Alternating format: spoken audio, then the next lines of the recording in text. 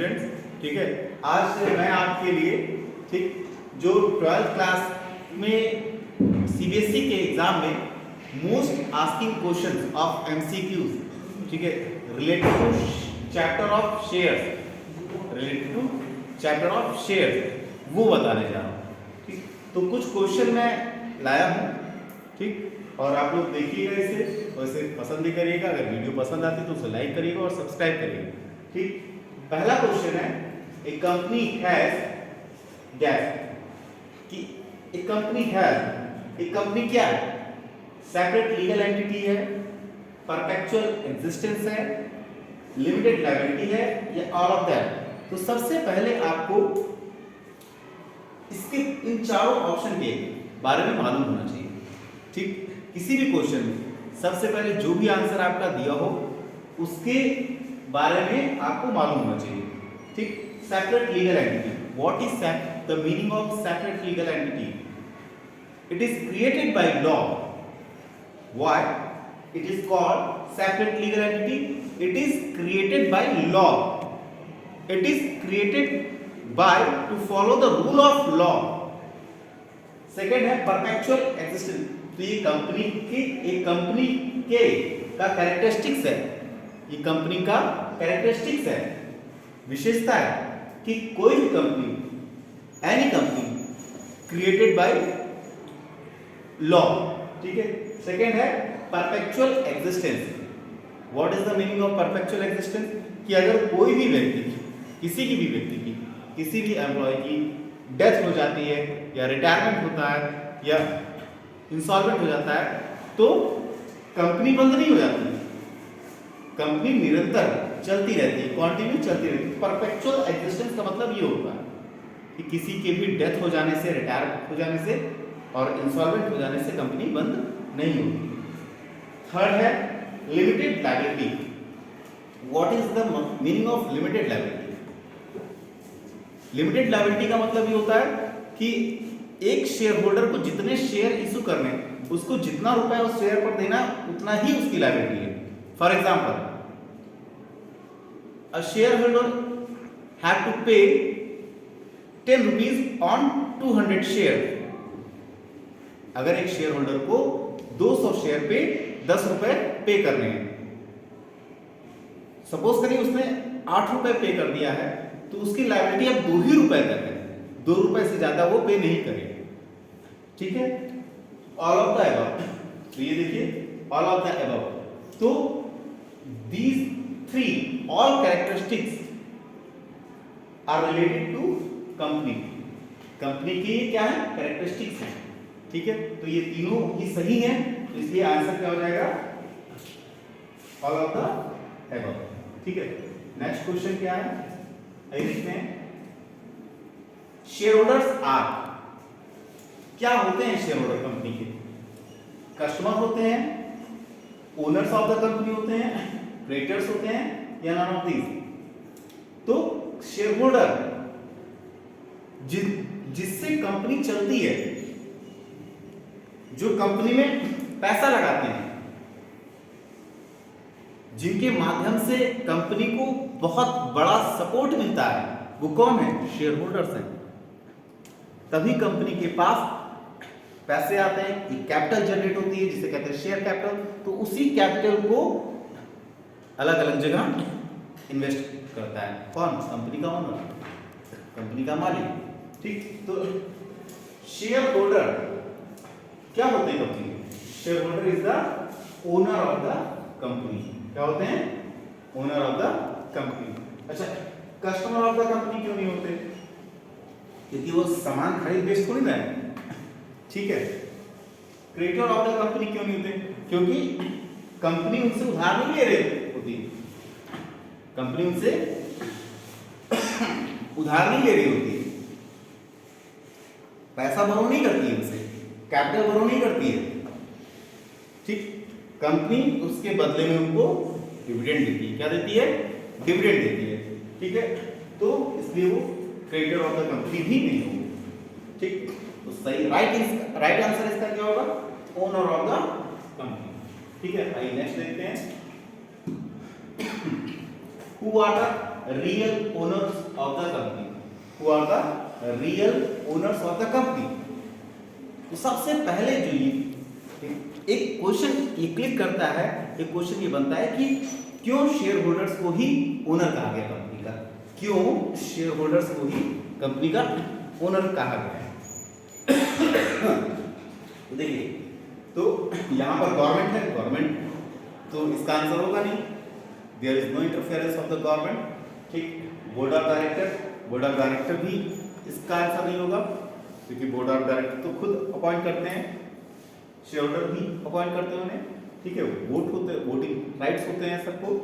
ठीक, तो उसका एक अलग प्रोसीजर है अपॉइंट होने का, और डिबेंचर होल्डर भी नहीं होगा। तो इन चारों ऑप्शन में क्या होगा, इक्विटी शेयर होल्डर्स। क्या होगा, इक्विटी शेयर होल्डर्स, क्योंकि इक्विटी शेयर होल्डर परचेज या by the share of the company. जैसे अगर कोई 10,000 शेयर इशू की है कंपनी, तो उसका कोई 1,000 शेयर अगर परचेज किया है कोई शेयर होल्डर, तो वो 10% का ओनर है। कितने परसेंट का ओनर है, 10% का ओनर है। ठीक है, तो आइए अब यहाँ सही आंसर क्या हो जाएगा, right answer, equity share holder are the owner of the company.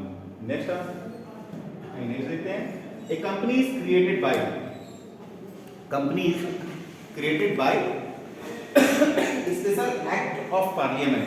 क्या है, special act of parliament. Second है कंपनीज एक्ट, सी है इन्वेस्टर्स एक्ट, इन्वेस्टर्स मेंबर्स। तो कंपनी किसके द्वारा बनाई जाती है, कंपनी स्पेशल एक्ट पार्लियामेंट द्वारा बनाई जाती है। क्या कंपनी कंपनीज एक्ट के द्वारा बनाई जाती है? आपको मैं पहले हर एक एग्जांपल दे दूं कि स्पेशल एक्ट ऑफ पार्लियामेंट का मतलब कि कोई भी स्पेशल एक्ट पार्लियामेंट के द्वारा पास किया गया हो। ठीक, तो ये आंसर नहीं होगा, साफ साफ लिखा है जो पढ़ते हैं क्वेश्चन। तो कंपनीज एक्ट, पहले क्या था, कंपनीज एक्ट 1956, कंपनीज एक्ट 1956। अब क्या है जो पढ़ रहे हैं, कंपनीज एक्ट 2013। कौन सा एक्ट पढ़ रहे हैं, कंपनीज एक्ट 2013। तो a company is created by companies act 2013। इसके रूल को फॉलो करके कोई भी कंपनी बनाएगी। ठीक है, नेक्स्ट क्वेश्चन है, इससे क्या होगा, कंपनीज एक्ट 2013 के अकॉर्डिंग कोई कंपनी क्रिएट की जाएगी। नेक्स्ट क्वेश्चन आता है, the liability of member in a company is. तो किसी भी मेंबर की लायबिलिटी जो है कंपनी में क्या होती है, लिमिटेड होती है, to the extent of his share. ठीक, to the extent of his share, कि भाई जितना रुपया उसे देना है उतने तक की ही उसकी लायबिलिटी है। जैसे कि अभी मैंने बताया कि अगर share holder company issued 1000 share of ₹10 each, a company issued 1000 share of ₹10 each, तो इसका क्या मतलब हुआ कि भाई 10 ही रुपए उसे पे करना है। अगर मान लीजिए वो 10 पे कर दिया, 10 में से 8 पे कर दिया, 2 रुपए अभी नहीं किया, तो उसकी लायबिलिटी सिर्फ 2 ही रुपए है, 2 रुपए से ज्यादा वो पे नहीं करेगा। ठीक है, तो इसका आंसर क्या होगा, लिमिटेड। ठीक है, नेक्स्ट आते हैं,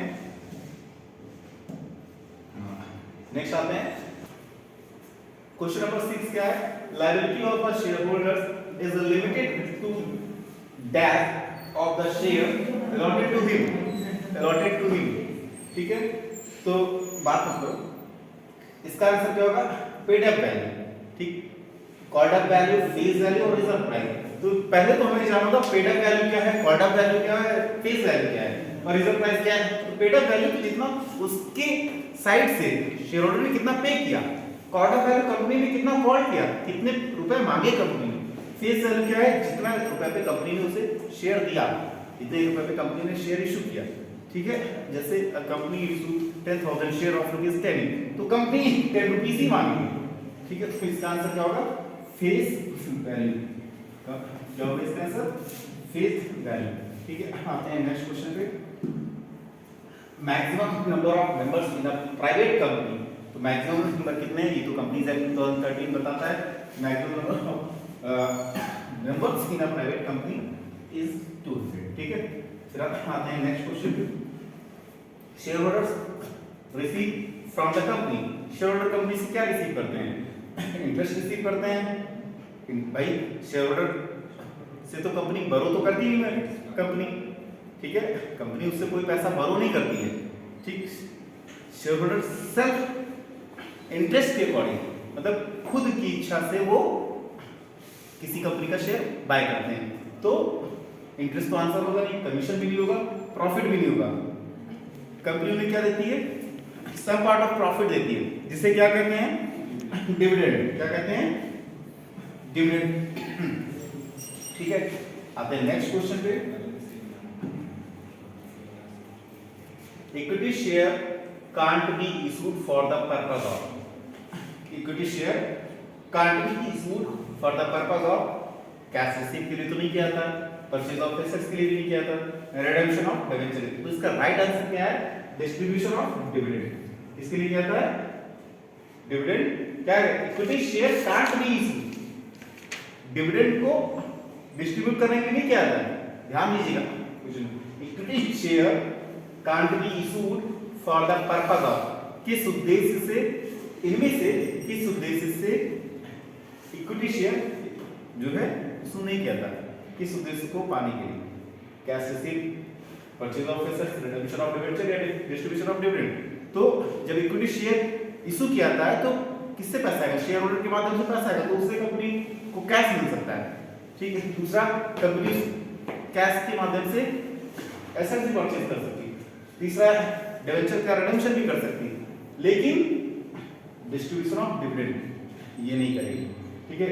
इक्विटी शेयर इसलिए इशू नहीं किया था कि हम डिविडेंड को बांटेंगे, ठीक है। तो इसका राइट आंसर क्या होगा, distribution of dividend. Last question है, अब एक कंपनी में इशू, ठीक है, एक कंपनी कौन कौन से टाइप के शेयर इशू कर सकती है, पहला इक्विटी शेयर, दूसरा प्रेफरेंस शेयर या दोनों, ठीक है। तो कंपनी ना सिर्फ इक्विटी शेयर इशू कर सकती है, ठीक, ना सिर्फ प्रेफरेंस शेयर इशू करती है, बल्कि ये दोनों ही शेयर कंपनी इशू कर सकती है, ठीक है।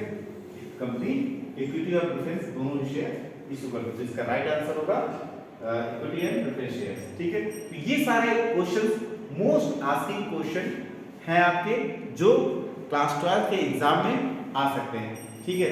Thanks to all of you, और इस वीडियो को लाइक और सब्सक्राइब करना मत भूलिएगा, ठीक है।